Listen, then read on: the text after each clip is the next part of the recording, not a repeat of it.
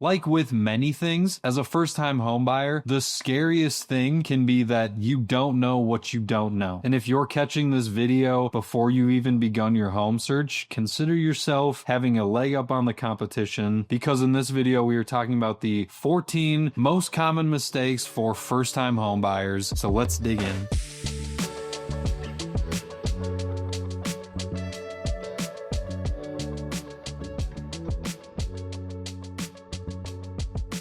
So, for the record, this is in no specific list. It's not most detrimental to least detrimental or anything like that. This is simply just how it came to my brain and how I wrote it down. So, the first common mistake that first-time homebuyers often make is hiring the wrong agent or not hiring an agent at all. What do I mean by the wrong agent? Well, a strong agent will understand local neighborhoods. They'll understand how the market is working at various points in the year. They'll understand the different quirks that may be specific to their state, specific to that city, or the homes that are around there. A good agent will understand energy efficiency concerns inside and outside of the house. A good agent will understand inspection items in Minnesota, here specifically radon tests and sewer scopes, especially in these much older homes here in the city. And most importantly, a good agent will understand how to win in a busy market or how to get you the best deal in a slower market. A good agent will be diligent in their workflow. They'll be good at communicating. They'll be open and honest to you in regards to questions or opinions, which I think is very important. And even more so important, a good agent is going to have your best interests at like the forefront of their mind. Now, legally, as a realtor, that's something we have to maintain on a day-by-day basis. But even with those rules in place, it doesn't necessarily mean that every agent is going to be on the same tier across the board. And if you're not careful, these weaker agents can literally cost you thousands of dollars in maybe missed inspection items, things that they didn't point out to you when you were looking at the house originally. Or, I mean, way worse than that, just you missing out on houses because maybe they let it slip away, maybe they didn't respond to you fast enough, they didn't work fast enough to help you get an offer in before it got accepted and under contract. In most situations, there's a lot of strategy that goes into writing an offer, and I find it very rare that an offer, even with the same buyers, looks the same from house to house. There's too much nuance and too much difference in each house, so it's very important that your realtor is really helping you come up with a strategy for each home and not just saying, yeah, you know, like, let's just put in another offer and yeah, we'll see how it goes, whatever. And like I said, not only is hiring the wrong agent a big mistake, but not hiring an agent at all. Some people believe that going through a real estate transaction can kind of be the hack to the system. You know, if you just reach straight out to the listing agent and don't have a buyer agent representing you. And I think that maybe the thought process behind this is that potentially the unrepresented buyer can reach out to the listing agent. Maybe they can save on paying out commissions or just potentially pay a lower price for the home in general. But I hate to break it to you, that almost never happens. And frankly, as a buyer, you almost never pay that compensation to your agent anyways. So I think the dollar amount that people believe they can save by not having their own agent is almost irrelevant at that point when you consider the caveat of not being represented at all. Having a buyer's agent is like contractually obligating someone to be on your team. So if you're reaching out to this listing agent who has already agreed to be on the seller's team, you don't think they're gonna like not take advantage of you at all, even just a teeny tiny bit. Having a great agent protects your interests. They negotiate for you. They help you avoid costly mistakes, and going unrepresented kind of just leaves you susceptible to all of those things, and for what? Literally not saving any money. So while you may think it's a good idea to skip the buyer's agent, I assure you that you will most likely regret that situation. This isn't even me saying, oh, you like need to to hire me, and but it's like that's not even what it's about. It's like the same reason you pay a doctor to give you a diagnosis instead of your friend who watches Grey's Anatomy and looks at WebMD all the time. I hope that reference works. I've actually never even seen Grey's Anatomy. So moving on, number 2, and I think like all of these, this is a big one. Number 2 is choosing not to learn the process. And what I mean by that is especially first-time homebuyers who skip educating themselves often struggle with quite a few things throughout the transaction. They struggle with inspections, appraisal gaps, radon findings, determining the age of utilities in the house like the HVAC, understanding foundations in a home, understanding what an HOA is and what those rules are, understanding first-time homebuyer programs and strategic things that you can add to your offer to make them more competitive. I think the biggest mistake here is a lot of people just kind of jumping in and saying like, yeah, well, I mean, I don't need to do anything. I'm just going to buy a house, figure it out. I think that can be a very costly mistake. By learning along the way, you might just be prolonging the process to actually get a home because you're learning things on the fly and it's setting you back. It might cause you to lose extra money throughout the process that you didn't anticipate. And most importantly, it adds an extra layer of stress, which can be so easily avoided by just doing a little bit of research, watching a video like this one, and understanding how things work before diving into it. Okay, number 3 on this list, we are calling number 3 not having conversations up front. And what I mean by that, conversations either with yourself if you're buying a house alone, or with your partner if you're going in on a house. If you and your lady or your man are going in on a house together, it's very important to make sure you have a relatively in-depth conversation up front about your wants, your needs, the things you're looking for, the negotiables, the non-negotiables, all of those things. I've seen it before, and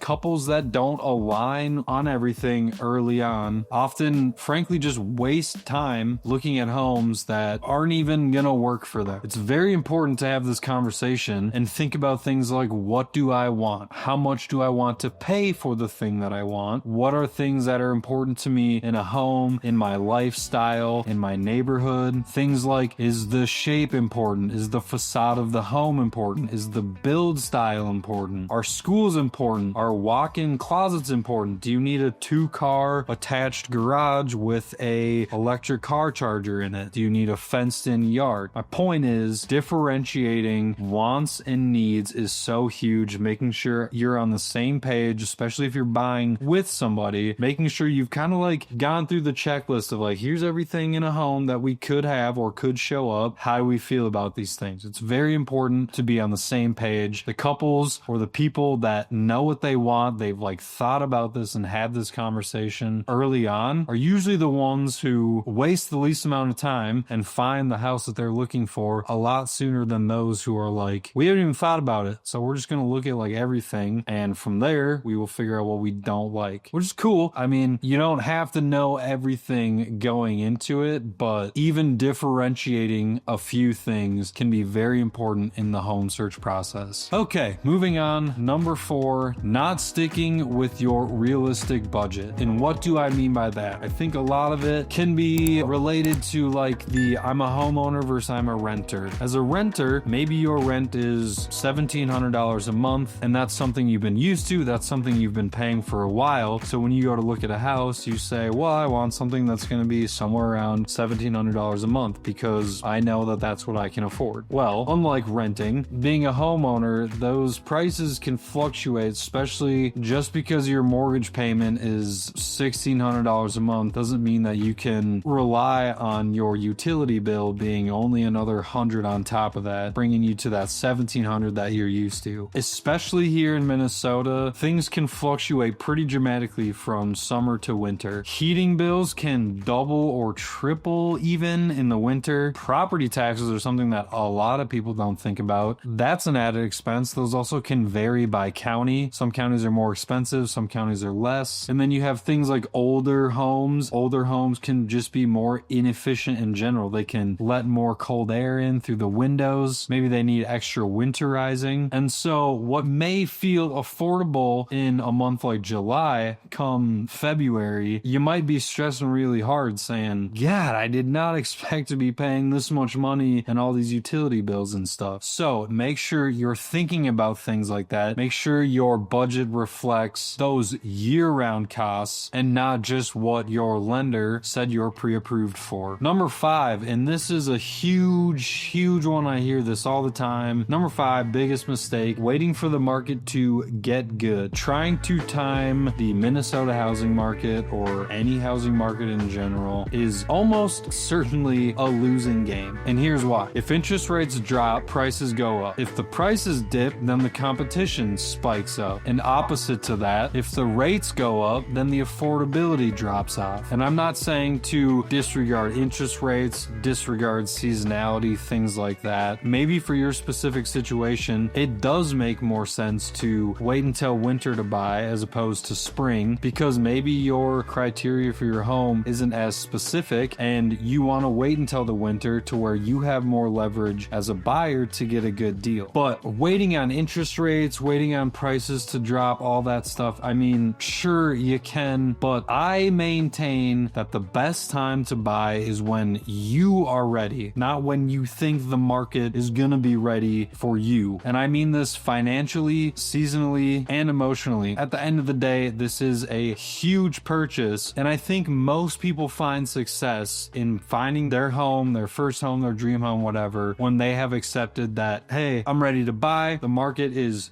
good enough right now. It's fine. Home prices are fine. We're in a position where it makes sense, so let's get after it. The housing market can just be far too unpredictable to wait around for when it gets good. Now, if you're in a situation where maybe spring is coming up and you're saying, hey, I'm ready to buy a house, we could buy a house right now, but you're not in a rush, then sure, maybe you can take your time through the process and hope that things get better. But again, that's not even a guarantee. It's not certain. Like I said, if you're in a spot where you're like, I'm ready to do this, let's get it going, then freaking dive in and get it going. Don't wait around, because I think ultimately you're just kind of shooting yourself in the foot. Okay, number 6, thinking that list price equals market price. What do I mean by that? Well, first of all, I think it's important to define list price. List price, you might think is, hey, this is what the sellers want for the house and that's it. Not necessarily the case. List price is a marketing tool, not an appraisal of the actual home. In most markets, especially in the Twin Cities, homes are listed below market price in order to spark attention. Typically, sometimes this can be to put themselves in a situation where they're getting multiple offers, preferably on opening weekend. Or another scenario is that these homes are listed above market value in order to test demand, kind of to see how willing people are to offer on something based on the market, even if it's a little overpriced. So an important thing to note is that if you're assuming list price is exactly what the sellers want, then you're going to find yourself in situations where you're either overpaying for a home or losing out on that home in a multiple offer situation, because maybe someone over here with a good agent who kind of described to their clients how the market works understands that, hey, they're listing this house at $350, but it's worth way more than $350, and I guarantee you it's going to go for at least $20K over list price. And like I said, a good seller is going to price their home competitively, most importantly to get as many eyeballs on it as they can, because from there the market is going to take care of the rest of it. So it's almost in their best interest to go with a lower price in order to get all these eyeballs on it, to get multiple offers, to get into bidding wars. I mean, because that's best case scenario for the seller. And as a buyer working with a buyer's agent, it's on y'all to see that, understand it, and figure out a strategy, work through an offer that's going to make sense, something that's going to get you into that home, as opposed to wasting time just putting in an offer that'll never get accepted because the MLS says they want $350, so why would we offer more than $350? And I do really believe that is genuinely a common mistake. It's not a fault of new buyers. I think it just is a mistake. When you first start looking at homes, you don't have much inclination, especially if you've never made an offer. There's no reason on the first, second, maybe even third offer, you're going to say, you know what, let's start with $10K over list price. It doesn't make sense. It doesn't add up. I think a lot of it is having to see it in person, writing up an offer where you're like, there's no way they're going to say no, this is a great offer. And then within minutes, they're like, no, sorry, someone offered 25K over that. Obviously, that's not always the case, but it does help to like kind of go through that once as a buyer to be like, okay, Paul in his video wasn't kidding. That actually is the case. List price does not mean market price. It does not mean if I offer this, I'm just going to get the house without any question. Number 7, and this is a huge one, especially for first-time home buyers, but a big mistake is ignoring these first-time home buyer or down payment assistance programs, any of these programs that offer buyers some help in a financial regard in any way. Minnesota specifically offers quite a few programs that are very helpful to first-time home buyers. Like I said, whether it's down payment assistance or loans to help get your closing costs covered. These are the programs where if you've ever heard someone say, you can get into a house for literally $1,000, that's real. You can genuinely get into a house for $1,000. You just need to utilize these programs. And I think the biggest downfall is that many buyers just kind of assume like, I wouldn't qualify for a program, so I'm not even going to waste my time. Or even that assistance is only for a certain echelon of like low income households. But both of those assumptions are kind of wrong. It's important that you speak with your agent and also a lender to know what programs are being offered, understand what you need to have, where you need to be at in order to qualify for these. I mean, there's no penalty for asking, and worst case scenario, they say, hey, no, like none of these apply to you. But imagine missing out on a loan that literally covers your entire closing costs. $9,000 covered by the government. As long as you live in the house for maybe X amount of years, you don't have to pay that loan back. I think you would feel pretty silly knowing that you could have just asked to see, and from there you could have taken advantage of these pretty insane programs. Okay, and moving on to number 8. Another common mistake, especially for first-time home buyers, is not considering all of the home ownership expenses, especially in Minnesota. Home ownership across the board comes with hidden fees, if you will. Especially in Minnesota, it comes with a lot of potentially unexpected expenses, and that's why I think it's very important to relay this to you now so you can factor that in to your home search, or at least not be surprised when you're spending all this extra money: snow removal, salt for your sidewalks, shovels, roof rakes, higher winter utility bills like I mentioned earlier, servicing your furnace or all of your utilities in general, insulating pipes, you got gutter maintenance, the risk of flooding in the spring, maybe HOA expenses. There's so much, and first-time home buyers often underestimate, the expenses that really go into home ownership. You need to understand that you're going to need some savings for what's inevitably going to break in your home, and I can't hammer home enough like the winter-related maintenance, because our climate here is brutal. It's unlike a lot of places around the country, and homes here need things like adequate insulation, a functioning furnace, quality windows, proper roof and attic ventilation, and none of these things are cheap. And a lot of buyers often kind of just like look past this stuff when they're looking at the home, going through inspection. And if you don't check these items, you can end up with things like ice dams. If you don't know what that is, give it a Google. It's kind of crazy. You can end up with cold drafts if you haven't checked that your windows are actually good in the house. Frozen pipes can be an issue. Skyrocketing utility bills can be an issue. And maybe the biggest one, roof issues in general. Preparing for homeowner expenses even before you get into a home should be priority for most buyers, especially in Minnesota, and especially for winter-related home ownership expenses. Okay, moving on. Number 9, I believe. I think this is number 9. And I'm just going to title this one as sleeping on it. And what do I mean by that? Sleeping on it, specifically in a competitive market, meaning in the spring and early summer market here in Minnesota, when houses are just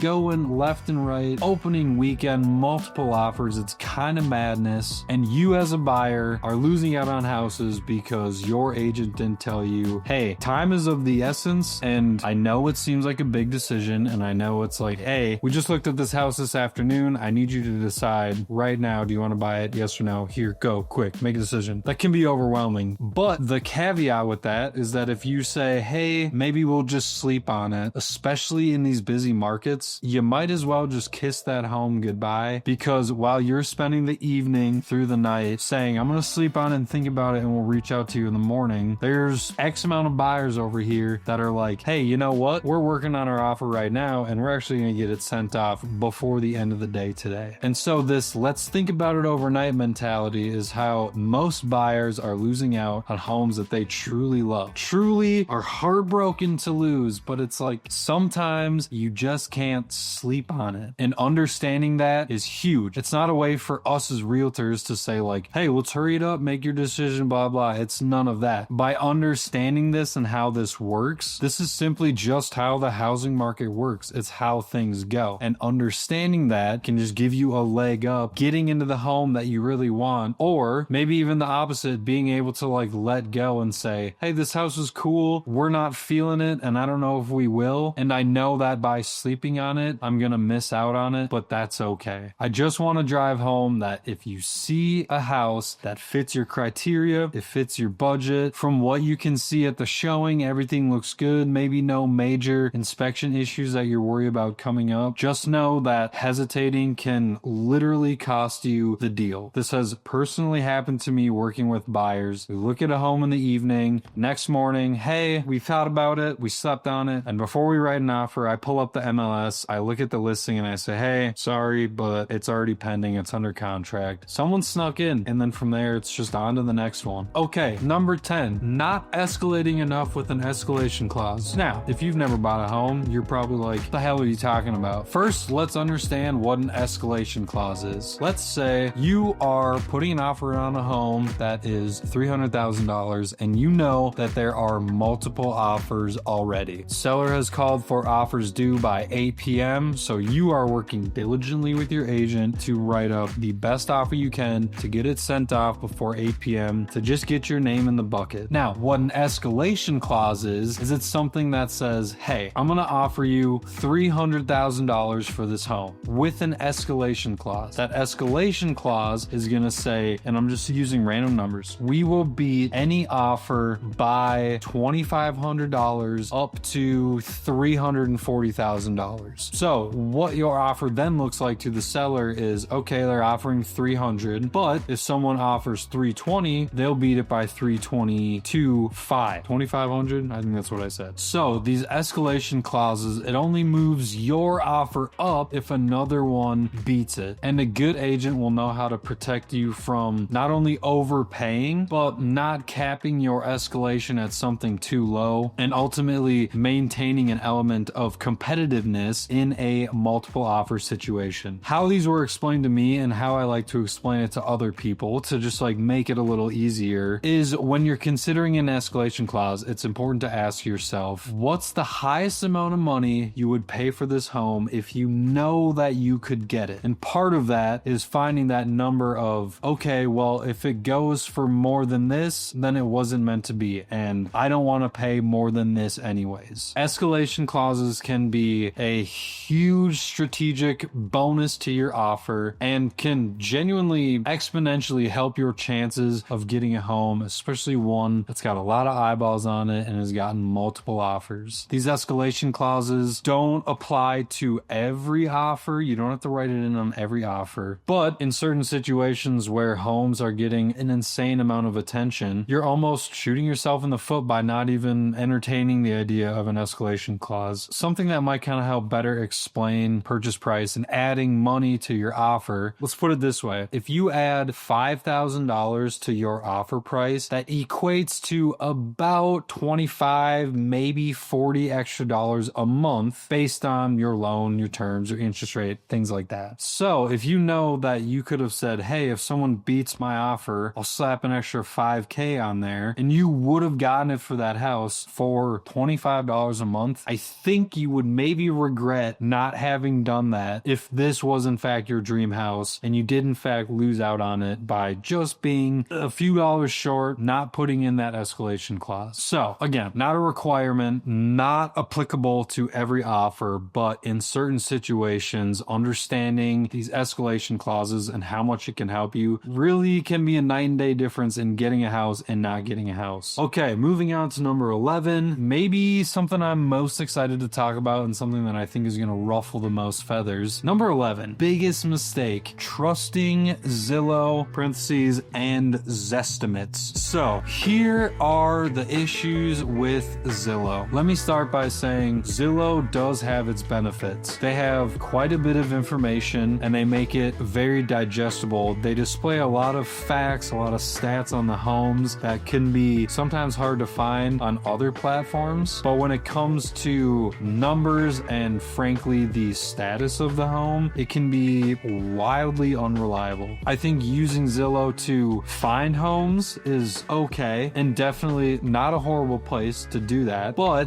definitely verify with your agent to make sure that this home is actually on the market, is actually available, is actually a thing. Because so often I get a Zillow link to a home, I pull it up on the MLS and I say, hey, sweet house, sold a month ago. And most people are like, well, I don't understand. Why did I see it on Zillow? Well, I think it's important to understand how Zillow works and frankly, why it's wrong all the time. First of all, let's understand that Zillow exists to make Zillow money. Zillow also exists to get agents leads. So Zillow makes their money by getting agents to pay them to be listed in the contact form on a Zillow listing. So if you're on Zillow and you click, I think it's contact agent, there's a pretty good chance that the agent they put you in contact with is not actually the agent that's selling the home. Oftentimes it could be an agent that paid money to be there. They paid money to get their name in that contact agent slot. And so because of how this works, by Zillow leaving these listings online for longer than they are actually available, they are ultimately making more money and getting those agents more leads. At the end of the day, Zillow is a business. Agents are just looking for more leads. And yeah, it's kind of a vicious cycle. Again, like I said, Zillow is a pretty great platform in order to find homes, but it's so important to double check with your agent and make sure that this Zillow listing is in fact accurate. And frankly, as long as I'm trashing on Zillow, a lot of the other platforms, the realtor.coms, the Trulias, those things like that, a lot of them operate in the exact same way. And I maintain that Zillow is just the most annoying about it because they're kind of the biggest dog in the fight. I will say of all those public platforms like that, realtor.com is probably the best one you can be using. And pro tip on realtor.com that almost none of the other sites do is that you can see more than one photo of a sold listing, which, like I said, a lot of other platforms aren't doing that. But if you want to know the truth, the best app is HomeSpotter app. It is an app that I, as a realtor, always make sure my clients are using because it's directly tied to the MLS. It's the most accurate. Maybe it's not as user friendly or whatever clickbaity as Zillow, but I think at the end of the day, wasting time looking at houses on Zillow that aren't even real, not worth it. By the way, that app I'm talking about is called HomeSpotter and it's pretty exclusive. It is invite only, but if that's something you're interested in, you can reach out to me and I can send you a link to my HomeSpotter app. And from there, you can actually be in the know. You can be seeing the real feel, not being lied to by Zillow. If you're interested in that HomeSpotter app, you can leave a comment. You can reach out to me through email, Instagram, anything like that. I'd be more than happy to send that over to you or to just answer your questions because I am a realtor here in Minnesota. I work for the Twin Cities team and this channel, my goal is all about helping first-time home buyers understand the process, get into that home, utilize all the programs that we have in this state, and more than anything, to be an agent that people can trust, people don't get a weird vibe from, don't think I'm taking advantage of them. Genuinely just here to help. There's so much to buying a home. There's a lot of misinformation out there, and my goal, I guess, especially on this YouTube channel, is just to kind of make things as easy for you as I can. So hit me up, send me an email, leave a comment, hit the Instagram. My phone number is floating around somewhere out there. Be more than happy to talk to you, answer any questions, have a sit down, whatever you need. I'm here. I'm your guy. Hit me up. Okay, and enough housekeeping. Moving on. Number 12, still kind of trashing on Zillow a little bit, maybe, but number 12, common mistake first-time home buyers is falling in love with the house that you have found on Zillow. I think it's very important to be guarded throughout the process when looking at homes online. A lot of photos can be deceiving. A lot of info on the home can be deceiving. On places like Zillow, as we just found out, the status of the home can be deceiving. And it's just very important to not see some photos of a home and be like, oh my God, I love this. That's the home. I know it. I don't even have to see it to know that that is the exact home I want. I'm going to live there forever. It's like, okay, I get it. Maybe that's the case, but to back it up a little bit, let's go check it out first, because there are so many things that you can't get the real feel for until you walk into the home. Zillow doesn't know the insulation quality of the home. They don't know the age of the furnace. They don't know the age of the windows. There are so many critical elements to a home that you kind of just need to see in order to understand if it's actually worth it. And those things aren't translated over websites like Zillow. Again, Zillow is just, they're trying to wet their beak. They're trying to make their money. So they're going to market a house to the best of their ability. They're going to make it look perfect online, but you're not going to know that it needs a new roof and $10,000 in maybe winter upgrades that need to happen. Just promise me and understand that it can be dangerous to emotionally commit to a home that you haven't really seen before just based on what you're seeing online. Also, I may have missed this in my last point, but just to trash on Zillow a little bit more. The Zestimates, I mentioned the Zestimates. They are so wrong. People live and die by these Zestimates, but they don't know what they're talking about. These valuations can vary drastically between suburbs, school district, proximity to lakes and rivers. Again, Zillow, they're just showing you what you want to see. Of course, Zillow is going to say, yeah, this house is worth $400,000. And then your agent's going to come back to you with their comps and they're going to say, well, I think you might get 350. And that's going to be just absolutely shocking to you. And again, it's just like, yeah, well, that's their whole business model. So again, I just want to hammer home, be guarded throughout the process. Don't trust everything you read on Zillow, and like make sure to bounce things off your agent. If you trust them, if you're happy with them and you don't think they're lying to you, then genuinely trust them when they say, hey, Zillow's wrong on this one. Here's why. I know it might be kind of a shock. It's tough to see a number here and then get humbled by the actual number over here, but understand just where Zillow's coming from, where your agent's coming from. And at the end of the day, realtors, us as realtors, we're literally just working with what the market is saying. If it were up to me, yeah, I think home prices would be a lot different, but it's not. You're only just working within the market, and that's just the way it is. Okay, second to last one. We're getting close. Number 13. Huge, massive mistake is not being flexible with your home criteria. So, what do I mean by that? Well, for one, most Minnesota homes are older. Obviously, if it's a new build, it's new. But in general, especially in the Twin Cities, most of our homes here are a lot older. And with that, the layouts vary widely. There's a lot of different home styles happening. And because of that, I think it's so very important